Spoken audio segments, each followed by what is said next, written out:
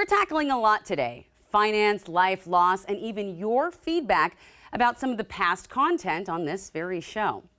So after a recent conversation that we aired about anti-racism, we received a variety of responses. Some unhappy that we covered this topic at all. Others left wanting to know more but unsure of how to ask the questions. So that is what we're doing in this next interview, asking the questions about race that we might not know how to ask.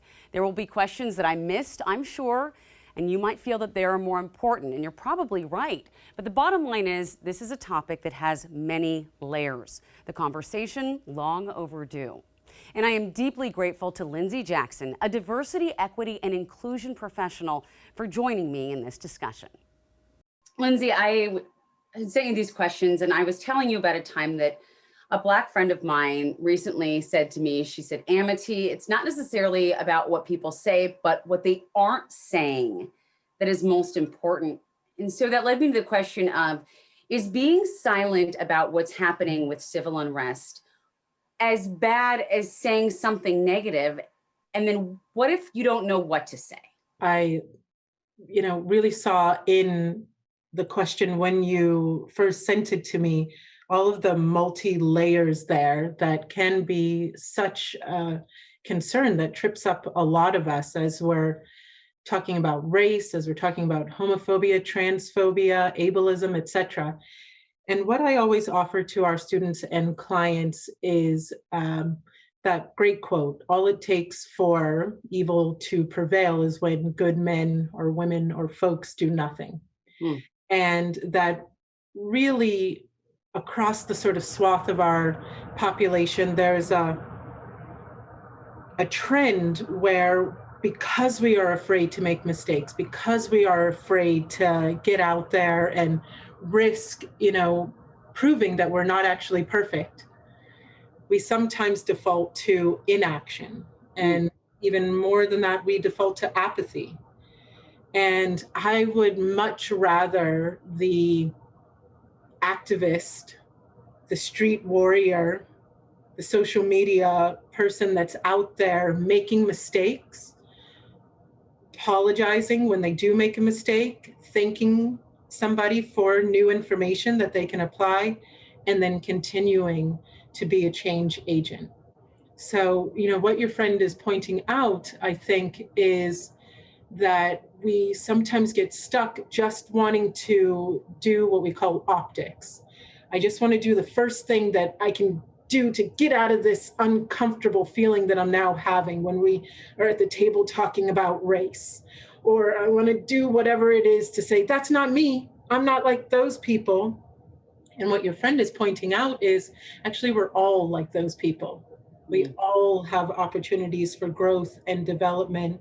And by sitting in that discomfiture, that's where we move into the things that we're not saying. That's when we unearth the deep egoic opportunities for learning, for development, for healing. When there is a case when people do speak out, and they believe they're speaking out with purpose. Like, for example, there was a moment on Instagram where everyone posted just a black slate. And so you would scroll through Instagram and you would just see black slate after black slate. Well, it backfired because I think the message that was initially intended for that was lost. So is there a lesson that we can learn from maybe not jumping on the bandwagon support, just seeing something and reposting without thinking about it? Is there a lesson in that? Absolutely. Absolutely. I think my lesson for myself is always to come to whatever medium with an intention to learn first, to educate myself first, instead of just adopting whatever the masses are doing in a way to say, oh, I'm one of those good, insert identifier here. And as a society, we've kind of lost connection with this belief that we are meant to be active citizens, active participants in our society, in our social discourse, that we start with interrogation, that we start with critical discussion, and then we move forward having taken all of these voices into account. I often tell this story about a nonprofit that did a huge fundraise, and they were raising all of this money to send rice to these refugee camps. And later they show up on the grounds, and all of the donors are looking at these bags and bags of rice that are now rotting in these storehouses. And they're going, why is the rice rotting? We spent millions to, earn this money to get this rice. And one of the program managers on the ground said, well, but if you had actually stopped to ask the community, you would have known that rice is not in their diet. And that's sometimes what happens when we see these big, huge campaigns that nobody stopped to ask the community. Yeah. What sort of response would you want? I think that is a great analogy, a great point. It really is a great analogy because it does explain exactly what's going through our minds, because I think people do want to do the right thing, but instead of taken that time for that individual thought, it's just easier to share it.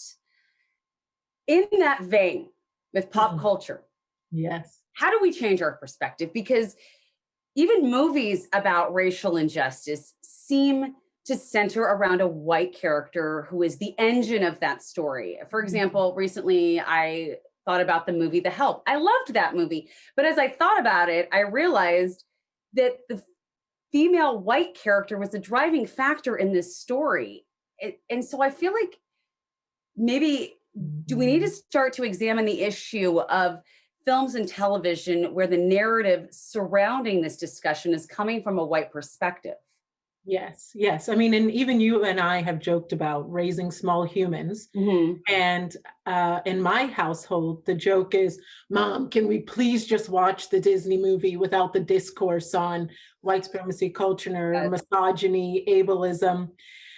And again, I think the call is to invite our children to have a critical eye, to elevate their discourse. At 4 or 5, they're actually ready to do this.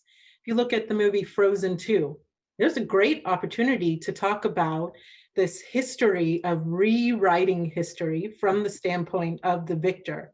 And already they're asking these questions. They're hungry for the information.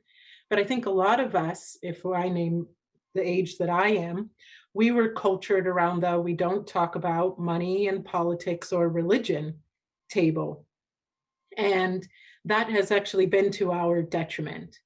Mm-hmm. And in engaging with media, in engaging with film and literature, in music, there is the opportunity to have these conversations and then choose better options. Really look for the story that I want to engage in. Who is the storyteller? Mm-hmm. Who is painted as the victor in this story? And then you kind of get to the point where you just laugh about it. You're like, wow, that was an extremely sanist movie. Never going to be watching that again. But, it was just not something that we were calling ourselves to do maybe even a year ago, 2 years ago. And as you start to expand your view, you start to realize, well, what can I watch? What can I listen to anymore? But it is there once you start taking that critical approach. You can watch this show. So we're going to have more of my conversation with Lindsey later in this show, including advice on how to talk with your relatives. Remember, you can always send us your feedback and your questions. Email us at newday@king5.com. Hey, welcome back to the show. We started today's show asking some hard questions about race that some may not know how to ask, but no worries. We are continuing that conversation right now with diversity, equity, and inclusion coach Lindsey Jackson. What we saw this summer between politics, everything that's happened with the civil unrest, we've seen breaks in families because there are just family members who will not see that perspective and who are racist. How do you handle that? And what can you do? I mean, do you, in a lot of cases, just stop talking to that person? For our students, for our clients, one of the most challenging lessons is to remind them of all of the people that took the time to be their teacher, who took on that emotional labor, whether it was your Black friend, whether it was that Black colleague, or that trans colleague, or that insert other marginalized individual who was kind with you in your learning process. And then to ask yourself, why would we want to run away from being that kind teacher in our own family, around our own dinner table? Yeah. And the thing about it is, if you're not willing to teach your racist family member, your homophobic family member, who's going to do it? And it's an excellent point. And it is recognizing, I think, that we have to do this together. We can't exist without one another. Yes. So we must do this together. Finally, I have a question about labels. Recently, we've been hearing the phrase BIPOC a lot, Black, Indigenous, people of color.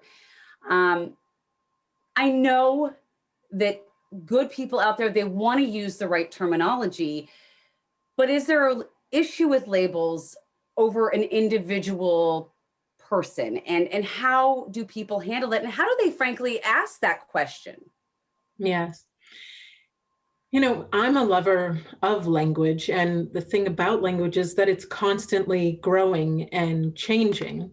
And back to what you asked before, I think the challenge is that we get locked into our day to day, and we're moving and we're hustling and we're trying to get through work or feed the small humans or feed the four-legged friends, whatever that is. And so we sometimes default to being lazy in our language. And because the language is constantly growing, constantly changing, you can have fun with it in the sense of, I'm going to learn a new word today. And every time somebody comes to you and says, BIPOC is not the term anymore, it's XYZ, it's like, thank you. Language changed. Thank you for that opportunity to learn and grow. Okay, that's good to know. Right? The LGBTQIA plus, that language is something that is constantly changing right now. And we have an opportunity to look to our young people and say, be my teacher, let me grow, let me learn from you. Instead of trying to put them in this little box and say, nope, you're in the box now. I learned that term and I need you to not break out of it. It's limiting to ourselves as constant students, and it's limiting to those individuals that are young and therefore tasked with recreating our society again and again. And thanks to Lindsey for joining us with this discussion. As always, please send us your feedback and your questions. You can email us at newday@king5.com. And thanks for spending time with us today. Stick around. We'll see you tomorrow at 11.